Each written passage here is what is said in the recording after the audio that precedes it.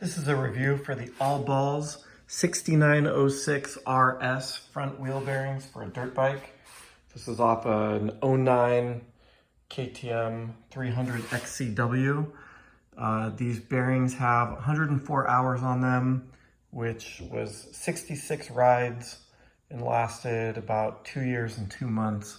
Do mostly trail riding out in the desert with, I probably had about 5 muddy water runs on these. I did not need to replace them, but I was replacing my tubeless tube and thought I would replace them anyway. They got super muddy inside. They were fine, no play in them or anything like that.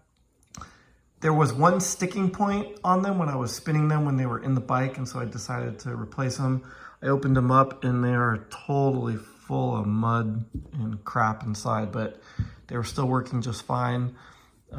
They feel fine spinning them when they're off the bike. I'm pretty careless when I wash it.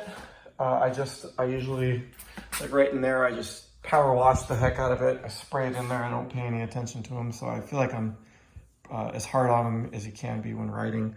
You can see there's like a couple spots there where it's missing some grease, but other than that, they were fine. So there you go, baby.